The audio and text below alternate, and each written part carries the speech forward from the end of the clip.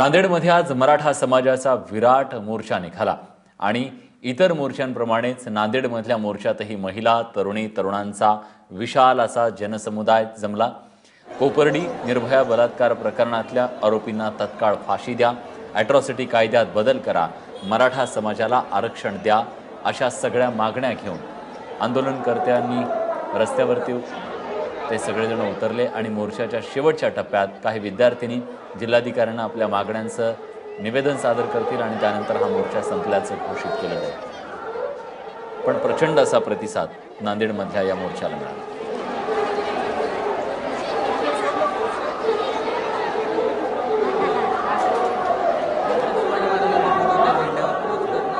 मराठा आरक्षण मिळालं पाहिजे ही आमची सगळ्यात एकदम मागणी आहे। सगळ्यात पहिले ही मान्य झाली पाहिजे, तात्काळ आम्हाला मराठा आरक्षण भेटलं पाहिजे। कारण मराठा आरक्षणामुळं खूप लोकांचं, विद्यार्थ्यांचं स्पेशली एंट्रन्स एक्झाम देऊन आता आम्ही जसे आलो तसं त्यांनाही मार्क्स असतात, पण त्यांना जे अपेक्षित कॉलेज आहे ते त्यांना भेटत नाही, कारण दुसऱ्या लोकांनी ते सीट भरल्या जातात। आणि असं नाही की आम्ही मेहनत करायला घाबरतो, मेहनत करून खूप चांगले मार्क्स भेटून सुद्धा आम्हाला जे पाहिजे ते भेटत नाही। त्यामुळे मराठा आरक्षण मिळालंच पाहिजे। शेतकऱ्यांच्या ज्या आत्महत्या आहेत त्या थांबल्या पाहिजे आणि कर्जमाफी झाली पाहिजे आणि त्यांना जर त्यांनी आत्महत्या वगैरे केली असेल त्यांच्या घरातील लोकांना शासकीय नोकरी दिली पाहिजे। नांदेड नंतर आता महाराष्ट्रात मराठा समाजाचे कुठे कुठे मोर्चे निघणार आहेत त्यावर एक नजर टाकूयात। 19 सप्टेंबरला जालन्यात मराठा समाजाचा मोर्चा निघणार आहे। 19 सप्टेंबरलाच लातूरमध्ये देखील मोर्चा निघणार आहे।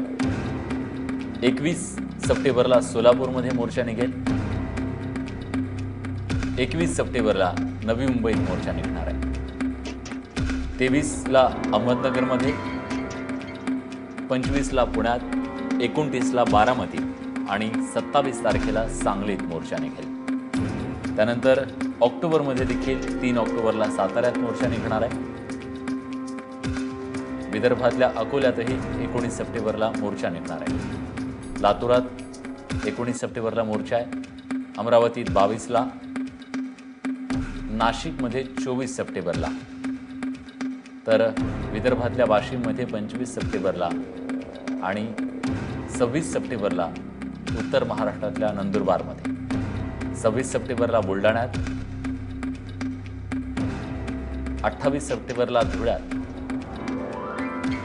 अशा प्रकारे या आधी अनेक ठिकाणी मोर्चे निघाले, भविष्यातही हे मोर्चे असेच सुरू राहणार आहेत।